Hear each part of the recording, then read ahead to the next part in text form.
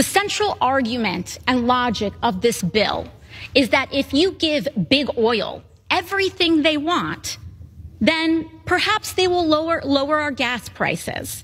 It's a form of trickle-down fantasy that just will not make life easier for everyday Americans. So AOC is pushing back against the Republican, I guess you could call it an energy bill. It's really just a giveaway to fossil fuel companies bill that is named as if it's going to lower energy costs. But what she has noticed about it is what I have often noticed about these sorts of things, especially when it comes to like tax bills. Republicans love saying that a bill will eventually have some sort of effect rather than just doing that thing. Like there were, as she's going to get into, there were people who were attempting to do bills to stop profit gouging by the oil companies last year to literally limit how much they can needlessly jack up the price of gas. They're not interested in that, but they do think that if we just shower the oil companies with money, then they will, by just a sense of virtue or charity, lower the price of gas. Weird that it never seems to work out that way.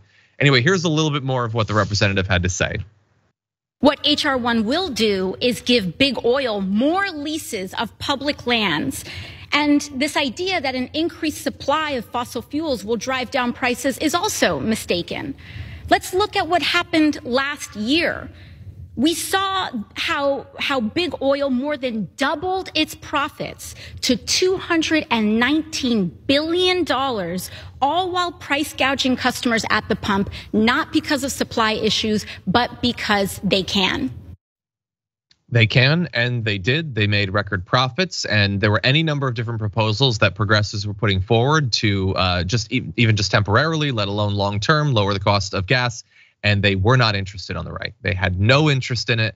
And now they're trying to, again, and as she'll point out, there's already tons of territory that they have leases on that they are not exploiting. They're just sitting on those, not actually using them, while complaining about the Democrats making it so that they can't drill more oil. But no, we need to give them even more access. And it's not just the Republicans. We're gonna get into Joe Biden, but Benny, what do you think about what AOC was saying there?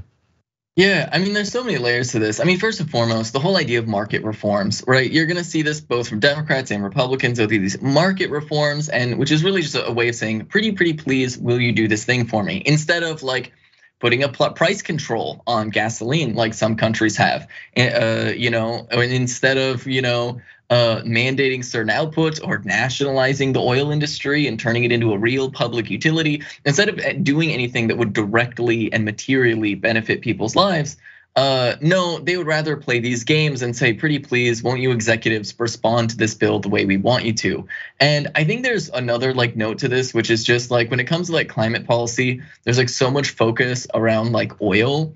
And I understand completely why, but like if you take a look at like countries like China and their climate policies, one of the things that you'll realize is that their top priority is building renewables. That's how they've been dominating the renewable space. They're like, all right, we're gonna need oil, we're gonna need these fossil fuels, but our priority is gonna be to like rapidly expand like our renewable energy like sector, right? Like, hydroelectric, wind power, solar, all these things, to the point where new fossil fuels just aren't really like a profitable game, where new fossil fuels aren't necessary, right? Because until our priority is to take tons of money and just dump it into renewable energies, we are always gonna be between a rock and a hard place where we just need oil to keep our economy running. And if we're like oil prices really dictate everything. And so like, I know a lot of people are fear mongering about China, but at least when it comes to their energy policy, their climate policy, we need to look at their success and realize that in a sense, we need to decenter oil and focus more on just completely building renewable energy and just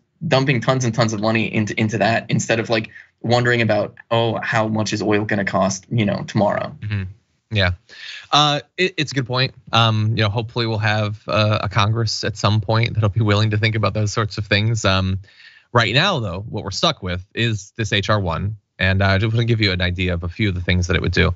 The bill would, again, it's just a grab bag. It's a wish list of everything that the most powerful energy-based interests in the company have been wanting, being handed to them in a single bill by the Republican Party, which I will remind you is populist these days.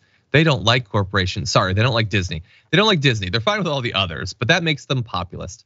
Anyway, the bill would repeal a methane reduction program created by the IRA, claw back funding from an EPA fund aimed at reducing greenhouse gases, repeal the IRA's reforms to the oil and gas leasing program, significantly water down the National Environmental Policy Act by placing strict limits on timelines for public input of proposed projects like pipelines or oil exploration. So effectively defanging everything that was in the IRA and then going even farther back and repealing some of like the Obama era executive actions that protected the environment.